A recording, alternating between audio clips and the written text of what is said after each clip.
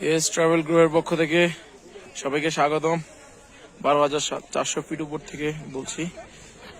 আমি Rajin, S travel গ্রুপের coordinator, travel consultant. আপনারা যারা সিকিম আসার প্ল্যান করতেছেন, এস ট্রাভেল গ্রুপের সাথে আসেন। আজকে হচ্ছে 0 পয়েন্ট বন্ধ থাকার কারণে আমাদের সব গেস্ট নিয়ে আমরা কাটাওর পথে আসছি। আপনারা হচ্ছে কাটাও সম্পূর্ণ যাইতে পারি নাই আমরা, মোটামুটি আরেকটু উপরে গেলে হয়ে যেত, কিন্তু এই পর্যন্ত এসে আমাদের সব গাড়ি ফেসে গেছে।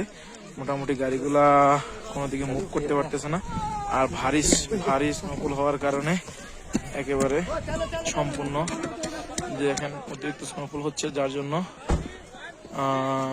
গাড়িগুলো আরো বেশি ফেসে যাচ্ছে। আসলে প্রকৃতি যেমন সুন্দর তেমনই ভয়ঙ্কর, কথাটা বাস্তব। আমরা হয়তো অনেক সময় আসলে এখানে ড্রাইভারদের সাথে মিসআন্ডারস্ট্যান্ডিং হয়, ড্রাইভাররা কেন নিয়ে যায় না বরফের মধ্যে দিয়ে। আসলে বিষয়গুলো হচ্ছে ড্রাইভাররা চায় না যে ওরা কখনো বিপদে পড়বে, আপনাদেরকে বিপদে ফেলাইতে। বিশেষ করে আমরা এস ট্রাভেল গ্রুপ কখনো চাই না আমাদের কোনো টুরিস্ট এখানে আটকায় যাক, বিপদে পড়ুক। আমরা সবসময় চাই আমাদের টুরিস্টরা যাতে ঠিকভাবে থাকে, সুস্থভাবে থাকে, সুন্দরভাবে থাকে। আমরা কিন্তু লাচেনে আমাদের হোমস্টেতে ব্যাক করার সিদ্ধান্ত নিয়ে নিয়েছি। যেহেতু এতটা তুষারপাত হচ্ছে উপরে, আমরা যেহেতু আর যেতে পারবো না, সেহেতু কিন্তু আমরা আস্তে আস্তে নিচের দিকে নামতে আরম্ভ করলাম। নিচের দিকে রাস্তাটা বুঝতেই পারছো, নামতে নামতে কতটা তুষারপাত। এখানকার যারা গাড়ি ঘর আছে সেগুলো থেকে বুঝতে পারছে পুরো বরফ জমে গেছে, এবং কিছু মানুষ তাদের বরফগুলো কেটে মানে কী বলবো পরিষ্কার করার একটা চেষ্টা করছে। এখানকার সিকিমের মানুষরা কিন্তু যথেষ্ট ভালো, এবং এই চারদিকে যে আবহাওয়া ওয়েদার এখন এই মুহূর্তে কিন্তু আমি বলবো যে নর্থ সিকিম বলো বা ইস্ট সিকিম বলো, একটু না আসাই ভালো। কারণ আর 2-3টে পর পরেই মার্চ মাস শুরু হয়ে যাচ্ছে, আর 2-3 দিন আছে অলরেডি। তো 2-3 দিন পরেই মার্চ মাস শুরু। মার্চ মাসটা ফার্স্ট উইকটা পেরোলেই কিন্তু বরফ আস্তে আস্তে গলে জল হয়ে যাবে, বা তুষারপাত এতটা কিন্তু হবে না। সেক্ষেত্রে তখন কিন্তু তোমরা চাইলেই আসতে পারো। এবং এই মুহূর্তে কিন্তু কি বলবো, এই প্রবলেমের জন্য কিন্তু অনেকেই মানে নর্থ সিকিম বলো বা ইস্ট সিকিম বলো আসা ছেড়ে দিয়েছে। আর কি বলবো, আরও অনেকগুলো কথা তোমাদেরকে বলতে চাই, হয়তো সবাই হয়তো বলবে না। কারণ এই যে রাস্তাগুলো, এই রাস্তাগুলো আস্তে আস্তে বিপজ্জনক। অলরেডি একবার কিন্তু মানে কি বলবো স্নোচেন গাড়ি কাটার করে কিন্তু বরফ কিন্তু একবার পরিষ্কার করা হয়েছে। অলরেডি জেসিপি করে কিন্তু একবার বরফ কাটা হয়ে গেছে রাস্তা, তারপরেও কিন্তু আবার এই নতুন করে স্নো পড়ে কিন্তু এই অবস্থা। বুঝতে পারছো, আর্মির কিন্তু মুভমেন্ট হচ্ছে।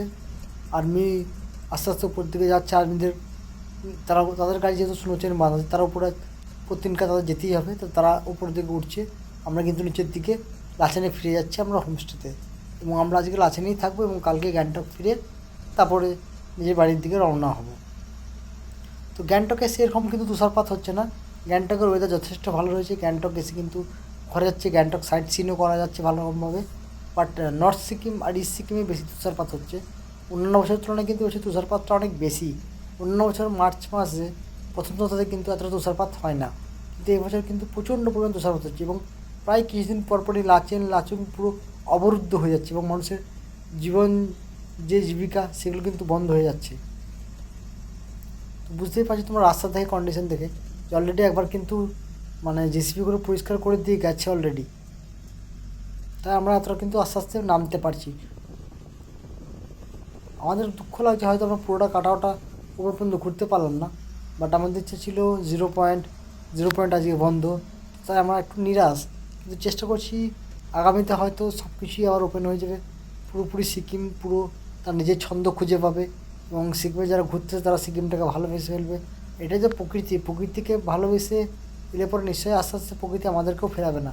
আমরা হয়তো ভুল ডেটে এসে পড়েছি, আর এতটাই স্নোফল এখন এই মুহূর্তে যে এটা আমাদেরও আসা ঠিক না। কারণ এতটা স্নোচেনের মধ্যে আসার মধ্যে নিজেদের রিস্ক নিয়ে আসাটা ঠিক না। কারণ আর এই সময় বলবো যে বাচ্চার সাথে না আনাটাই ভালো, কারণ এটা ঠান্ডা লেগে যাওয়ার চান্স থাকে।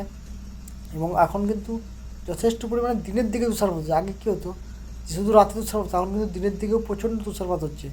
ফলে কী বলবো যে টেম্পারেচার সেটা কিন্তু সবসময় মাইনাসের কাছাকাছি চলে যাচ্ছে কোনো কোনো দিন।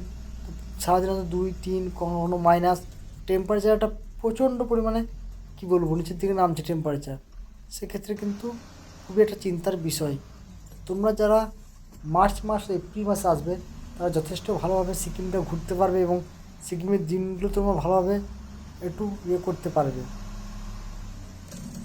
তো কী বলবো বন্ধু, তোমরা যারা সিকিমে আসছো তারা আসতে থাকো এবং সিকিমের মজা নিতে থাকতে পারো।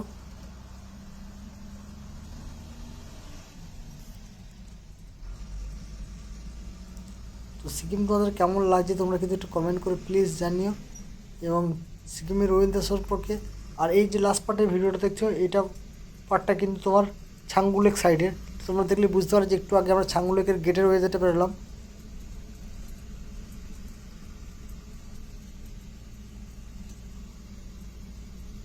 তো ছাঙ্গু লেকে কিন্তু পুরো বরফ এখন জমে গেছে।